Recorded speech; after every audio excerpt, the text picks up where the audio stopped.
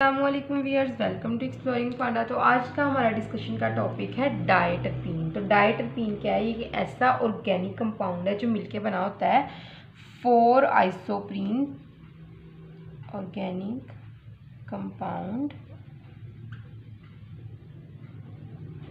जो मिलके बना होता है किससे? 2 टर्पीन्स यूनिट से। और इसको हम कह सकते हैं कि ये क्या है? 4 आइसोप्रीन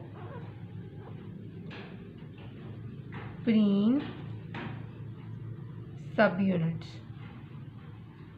ठीक है ना? तो 2 टर्पीन और 4 आइसोप्रीन सब यूनिट से ये मिलके बना होता है। क्योंकि एक टर्पीन जो मिलके बनता है ना वो 2 आइसोप्रीन से मिलके बना होता है, तो 2 टर्पीन किससे मिलके बने होंगे? 4 आइसोप्रीन से। तो बेसिकली डायटरपीन की अगर हम डेफिनेशन की बात करें तो organic compound which is made up of 2 terpene and the 4 isoprene unit and नी और। ठीक है ना? Organic compound is made up of 2 terpene unit भी आप इसकी डेफिनेशन कर सकते हैं, और diterpene is an organic compound made up of 4 isoprene subunit. ठीक है? तो अगर हम इसकी बात करें यहाँ पे मोलिकुलर फार्मूला की, मोलिकुलर फार्मूला, तो इसका मोलिकुलर फार्मूला होता है हमारे पास C20H32 होता है, क्योंकि एक जो आइसोप्रीन होता है उसके अंदर 5 होंगे हमारे पास कार्बन और 8 होते हैं हाइड्रोजन। तो 4 आइसोप्रीन है, तो 5 4s are 20 and the 8 4s are 32। ठीक है? तो यहाँ पे अब हम नेक्स्ट बात करते हैं इसकी बायोसिंथेसिस की।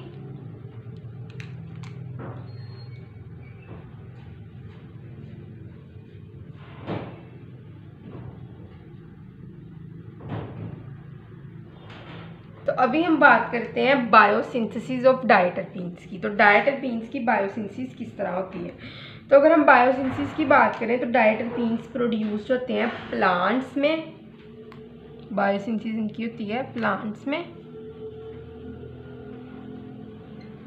एंड साइनोबैक्टीरिया, और साइनोबैक्टीरिया के अंदर इसकी बायोसिंथेसिस होती है। तो डायटरपीन्स किस तरह ये बनते हैं? तो ये बनते हैं आइसोपेंटेनाइल पायरोफॉस्फेट,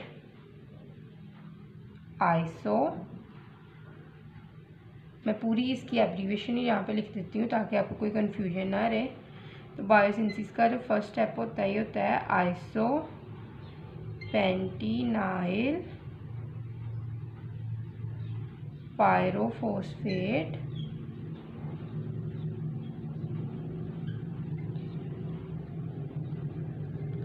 ये क्या करता है? ये रिएक्ट कर जाता है किसके साथ? फार्नीसिल पायरोफॉस्फेट के साथ। फार्नीसाइल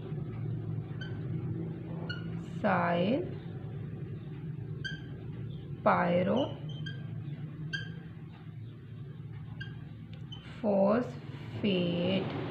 ठीक है? तो इनसे क्या बनता है? इन दोनों के जो है वो रिएक्शन से, ये मैं ब्लैक से यहाँ पे मार्क कर दूँ, तो इन दोनों को रिएक्ट करवाने के बाद यहाँ पे जो कंपाउंड बनता है उसको हम कहते हैं जेरानाइल पायरोफॉस्फेट।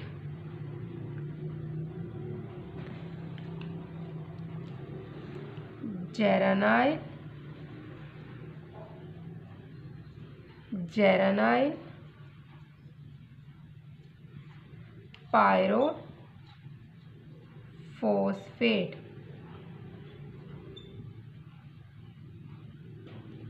ठीक है? जिसको GGPP भी कहा जाता है। ठीक है? यहाँ तक हो गया। जो आइसोपेंटाइल पायरोफॉस्फेट है इसको कहा जाता है IPP, और फार्नेसिल पायरोफॉस्फेट को कहा जाता है FPP, और जेरानाइल जेरानाइल पायरोफॉस्फेट को कहा जाता है GGPP। अब जेरानाइल पायरोफॉस्फेट ने कन्वर्ट होना है, एक प्रोसेस है जिसको हम कहते हैं साइक्लाइजेशन का प्रोसेस। कौन सा प्रोसेस? साइक्लाइजेशन। तो यहाँ पे इसने जाना है किस प्रोसेस में? साइक्लाइजेशन में।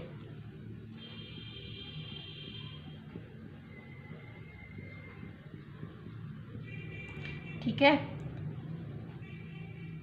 और इस साइक्लाइजेशन में एक एंजाइम यूज होता है जिसको हम कहते हैं डायटरपीन सिंथेज। डायटरपीन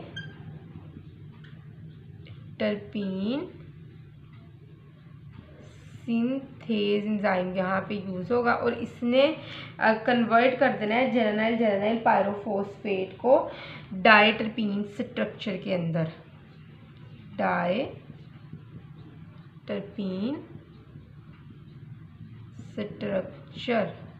ठीक है, क्लियर। तो ये क्या होती है कि ये क्या करता है? ये सीवरल कैटालाइसिस का प्रोसेस करता है। ठीक है, और ये मुख्तलिफ जो होती है अरेंजमेंट करता है जेरानाइल पायरोफॉस्फेट की डायटरपीन सिंथेज मुख्तलिफ अरेंजमेंट रीअरेंजमेंट करता है। ठीक है, और इसको डायटरपीन सिंथेज स्ट्रक्चर के अंदर कन्वर्ट कर देता है हमारे पास। ठीक है, तो एट द एंड हमारे पास डायटरपीन स्ट्रक्चर आ जाता है।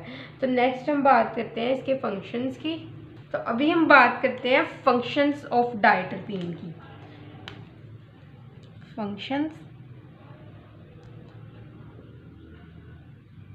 ठीक है, तो कुछ बड़े इंपॉर्टेंट फंक्शंस हैं हमारे पास डायटरपीन के। तो इसमें सबसे पहले है एक डायटरपीन हार्मोन। तो हमारे पास सबसे पहले है डायटरपीन हार्मोन जिसको हम कहते हैं जिब्रेलिन। तो जिब्रेलिन से तो हम बहुत अच्छे तरीके से वाकिफ़ है ना कि जिब्रेलिन के फंक्शन से, जिब्रेलिन के अंदर होने जो प्लांट की बॉडी के अंदर जो प्रोसेसेस करवाता है उससे हम बहुत अच्छे से वाकिफ़ हैं। ठीक है ना। तो जिब्रेलिन हार्मोन एक बहुत फेमस डायटरपीन है जो इन्वॉल्व होता है स्टेम इलोंगेशन में और सीड जर्मिनेशन में। Stem elongation and seed germination करवाता है ये। ठीक है, और उसके बाद है डायटरपीन हमारे पास वो है रीज़न। ठीक है ना, रीज़न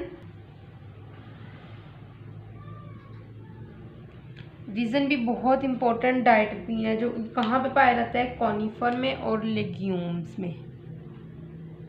कॉनिफर एंड लीग्यूम्स में। ठीक है ना, ये बहुत इम्पोर्टेंट डायटरपीन है। उसके बाद है कि डायटरपीन का ये जो इम्पोर्टेंट फंक्शन है वो है फाइटोइलेक्सिन्स।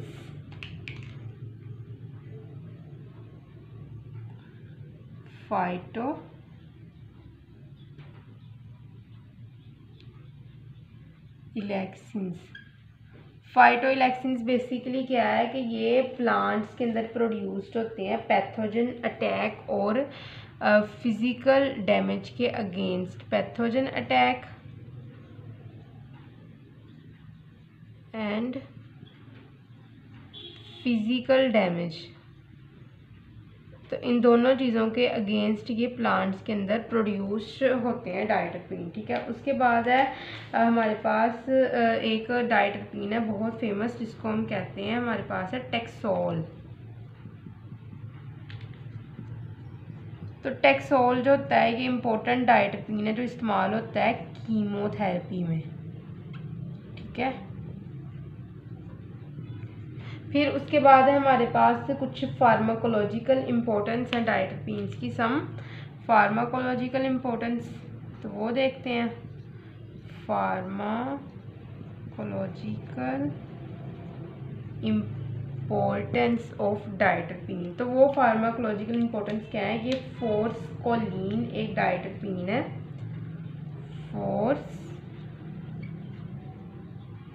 कोलिन ये एक बहुत इंपॉर्टेंट डायटरपीन है जो इस्तेमाल होता है ट्रीट करने के लिए ग्लाउकोमा को। Use to treat glaucoma. Coma. अब ग्लाउकोमा क्या है? ये एक ऐसी कंडीशन है जो अफेक्ट करती है आइज़ को, ठीक है, और जिसकी वजह से विजन लॉस भी हो सकती है। अफेक्ट आइज़ और या फिर विजन लॉस हो जाती है अगर इसको ट्रीट ना किया जाए। If left untreated then glaucoma condition lead to the vision loss, ठीक है।